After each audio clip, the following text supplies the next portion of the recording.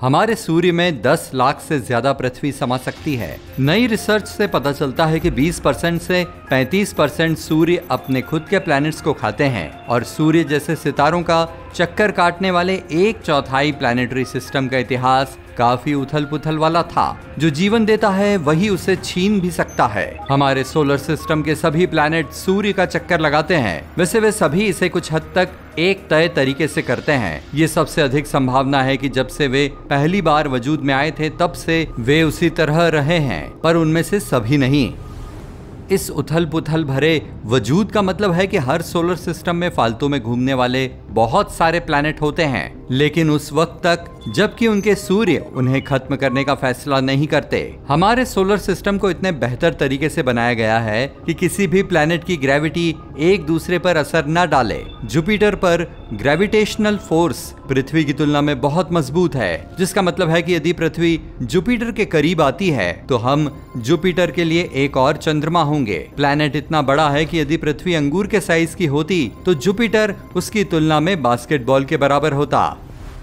यहाँ तक कि दुनिया की सबसे अच्छी तकनीक के साथ ये बताना मुश्किल है कि क्या सितारे वास्तव में अपने प्लैनेट्स को खाते हैं। इसकी स्टडी करने का सबसे अच्छा तरीका बाइनरी सिस्टम को ऑब्जर्व करना है। ये सिर्फ एक साइंसी वे है। ये उस सिस्टम के बारे में बताने के लिए है जिसमें 2 सितारे एक दूसरे की परिक्रमा कर रहे होते हैं। आमतौर पर 2 तारे एक ही समय के आसपास समान गैसेस और समान हालात से बने थे। इसका मतलब है कि उनमें समान तत्व होने चाहिए, न कम न ज्यादा। जब आप सुबह अपनी आंखें खोलते हैं तो लाखों मील की यात्रा करने वाली सूरज की रोशनी आपका स्वागत करती है। हम इसके जितने करीब जाते हैं ये उतना ही गर्म होता जाता है, लेकिन सूर्य से आने वाली किरणों में कुछ ऐसे केमिकल भी होते हैं जो इसे अनूठा बनाते हैं। सूर्य से जुड़े केमिकल ऑक्सीजन, कार्बन, हाइड्रोजन और हीलियम जैसे हल्के पदार्थ हैं। आप इसमें कुछ अन्य चीजें भी पा सकते हैं, लेकिन ये मुख्य हैं। इन एलिमेंट को स्टडी करके आप ये तय करने के लिए काफी विवरण के साथ सोलर सिस्टम के इतिहास को जान सकते हैं कि ये उथल पुथल भरा था या सहज। साइंटिस्ट ने लाइट को एनालाइज करके हमारे जैसे सूर्य से बने 107 बाइनरी सिस्टम का अध्ययन किया। चूंकि हर एक सिस्टम में 2 सूर्य होते हैं, इसलिए उन्होंने अंतर देखने के लिए उनका मिलान और तुलना की। उन्होंने सितारों को एक पतली बाहरी परत के साथ देखा जिसमें उनके साथी की तुलना में अलग अलग तत्व थे। सभी सूर्यों में प्रकाश तत्व होते हैं, लेकिन कुछ ऐसे भी हैं जिनमें सूर्य के पास आयरन, सिलिकॉन और टाइटेनियम जैसे चट्टानी तत्व हैं। ये तत्व ऊबड़ खाबड़ इलाकों से जुड़े हैं जो आपको सतह पर मिलते हैं, लेकिन वे अंतरिक्ष के बीच में तैर रहे हैं। अन्य परतों की तुलना में पतली बाहरी परत विशेष रूप से आयरन से भरी होती है। कई सितारे जन्म के समय जुड़वा होते हैं, यहाँ तक कि मिल्की वे के अधिकांश सितारों में एक बाइनरी सिस्टम में एक जोड़ीदार होता है। इसका मतलब है कि हमारे सूर्य का साथी न होना बहुत ही अनोखा है। लेकिन वहाँ कुछ थ्योरी हैं जो बताती है कि सूर्य ने काफी पहले अपने जुड़वा साथी को खो दिया होगा। ये लगभग 184 प्रकाश वर्ष दूर है और इसे HD 186302 कहा जाता है। यह हमारा भाग्यशाली सितारा हो सकता है। एक स्टेलर नर्सरी वो जगह है जहां हजारों तारे पैदा होते हैं। वे गैस और धूल से बने होते हैं जो धीरे धीरे अपने वजन की वजह से खत्म हो जाते हैं। हमारा सूर्य 4.6 अरब साल पहले कुछ इस तरह से शुरू हुआ होगा। फिर जब वे काफी मैच्योर हो जाते हैं तो वे आमतौर पर अपने सफर के जोड़ीदार के साथ खुले में बाहर जाते हैं। दरअसल साइंटिस्ट का दावा है कि सभी सितारों में से 85% तक बाइनरी जोड़े या उनके ज्यादा जोड़ीदार हो सकते हैं, लेकिन 50% से ज्यादा दोहरे जोड़े हैं। इकलौती प्रॉब्लम यह है कि हम इसे असल में नहीं देख सकते हैं क्योंकि ये अपने ओरिजिनल ऑर्बिट से काफी समय पहले भटक गया था, लेकिन इसके निशान ओर्ट क्लाउड में पाए जा सकते हैं। हमारे सूर्य की पहुंच के बाहरी किनारों में कॉमेट्स, अंतरिक्ष चट्टानों और बर्फ से युक्त अंतरिक्ष का विशाल समूह है। वे काफी तैरते रहते हैं क्योंकि वे सूर्य की ग्रेविटी से बहुत दूर हैं और आसानी से अपने ऑर्बिट से बाहर खुले अंतरिक्ष में निकल सकते हैं। इस तरह के अंतरिक्ष के माध्यम से उड़ान भरना अंतरिक्ष के किसी भी शून्य के जरिए उड़ने से अलग नहीं है।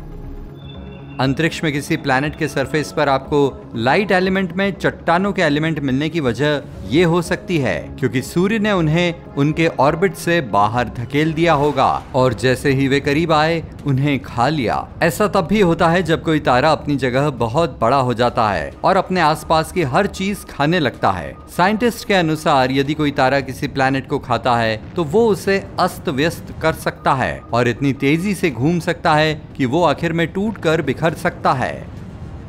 लेकिन चिंता न करें, निकट भविष्य में सूर्य द्वारा प्लैनेट को खाने की बहुत कम संभावना है। तारे तब बनते हैं जब हाइड्रोजन और हीलियम का एक विशाल बादल तब तक बढ़ता है जब तक कि वो अपने वजन से नहीं गिर जाता। प्रेशर बढ़ जाता है और अत्यधिक गर्मी के लेवल तक पहुंच जाता है जिसे हम माप भी नहीं सकते। आखिरकार हाइड्रोजन एटम्स ग्रेविटी खत्म होने का मुकाबला करते हुए अपने इलेक्ट्रॉन खो देते हैं जिससे हाइड्रोजन एक साथ फ्यूज हो जाता है और एनर्जी रिलीज कर देता है। लेकिन जब ग्रेविटेशनल फोर्स हाइड्रोजन फ्यूजन पर हावी हो जाती है तो तारे का विस्तार होना शुरू हो जाता है और रेड जायंट बन जाता है। फिर इसके बाद लगभग 1 अरब वर्षों के बाद बाहरी कोर में हाइड्रोजन दूर चला जाएगा जिससे ढेर सारा हीलियम चारों ओर फैला रह जाएगा जो आसपास के बाकी तत्वों के साथ मिल जाएगा। एक बार सारा हीलियम गायब हो जाने के बाद ग्रेविटी रेड जायंट को एक सफेद बौने में सिकोड़ देगा और जब ये पूरी तरह से चला जाता है तो तारे के टुकड़े अंतरिक्ष में टनों गैस और धूल छोड़ते हैं। साइंटिस्ट का दावा है कि हमारे सूर्य को उस हालत में पहुंचने में 7 से 8 अरब वर्ष शेष हैं। लेकिन अगर ये हकीकत बन भी जाता है तो ये रातों रात नहीं होगा। ऐसा कुछ होने में लाखों साल लग जाते हैं। लेकिन क्या होगा अगर सूर्य ने हमारे बात करते करते हमें रातों रात खा जाने का फैसला किया? प्लैनेट सेकंड्स में गर्म फील करना शुरू कर देगा। हर मामूली डिग्री का चेंज कुछ खतरनाक घटनाओं को जन्म दे सकता है। बर्फ के टुकड़े कुछ ही सेकंड में पिघल सकते हैं और समुद्री तटों में बाढ़ ला सकते हैं। दुनिया के सुदूर इलाकों के छोटे छोटे द्वीप भी पानी में समा जाएंगे। फिर जैसे जैसे ये गर्म होगा बर्फ से ढका हर क्षेत्र तुरंत पिघल जाएगा और रेगिस्तान जैसी जलवायु में बदल जाएगा। कुछ स्थान जलेंगे और आपकी रोजमर्रा की वस्तुएं मौके पर ही पिघल जाएंगी। पृथ्वी के अंदर का भाग भी गर्म हो जाएगा जिससे दुनिया भर में ज्वालामुखी विस्फोट हो सकते हैं। अंटार्कटिका गर्मी से पिघलेगा, साथ ही अंदर ज्वालामुखी भी फूटेंगे। तब अंतरिक्ष में तैरते हुए छोटे छोटे टुकड़ों में फटने से पहले कुछ ही मिनटों में पूरा प्लैनेट आग और राख में बदल जाएगा और ये उन क्षेत्रों तक पहुंच जाएगी जिनके बारे में हमने कभी सुना भी नहीं है। लेकिन कोई चिंता नहीं, असल में ऐसा कुछ नहीं होगा। यदि सूर्य हमारे रोटेशन को बंद कर देता है तो परिणाम अलग होंगे। ये गर्म भी होगा क्योंकि हमारे चारों ओर मैग्नेटिक फील्ड सूर्य के रेडिएशन से हमारी रक्षा करता है। वैसे एक बार जब हम जगह से बाहर हो जाएंगे तो मैग्नेटिक फील्ड कमजोर पड़ जाएगी और सूर्य की अत्यधिक गर्मी हमें उबाल देगी। ग्रेविटेशनल फोर्स में फेरबदल होता रहेगा, इसलिए हमारे रोज की लाइफ की फिजिक्स काफी उथल पुथल वाली हो जाएगी। हमें अब से 5 अरब साल इंतजार करना होगा जब सूर्य एक रेड जायंट में बदल जाएगा। ये आकार में बढ़ेगा, आखिर में मर्क्यूरी और वीनस को खा जाएगा। संभव है धरती भी मेनू में होगी। यदि पृथ्वी 15 लाख किलोमीटर की दूरी तय करती है तो ये सूर्य के करीब होगी, तो ये रहने लायक नहीं होगी। हो सकता है ये बहुत ज्यादा लग रहा है, लेकिन ये चंद्रमा और पृथ्वी के बीच की दूरी का केवल 4 गुना है।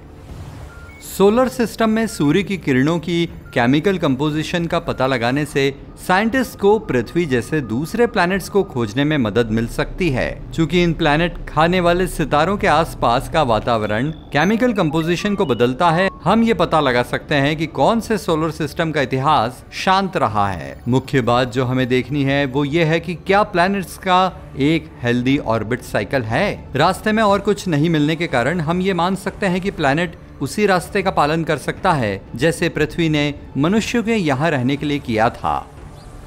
लेकिन इस प्रोसेस में उम्र लग जाएगी क्योंकि हमारे सूर्य के समान पास में लाखों तारे हैं। हमारे जैसे प्लैनेट को खोजने की संभावना इस दर पर लगभग असंभव है। लेकिन अगर ऐसा होता है तो उन प्लैनेट्स पर जीवन हो सकता है। ये जानने का कोई तरीका नहीं होगा कि क्या ये इंटेलिजेंट लाइफ है, लेकिन हो सकता है कि उनका विकास हमारे जैसा ही हुआ हो।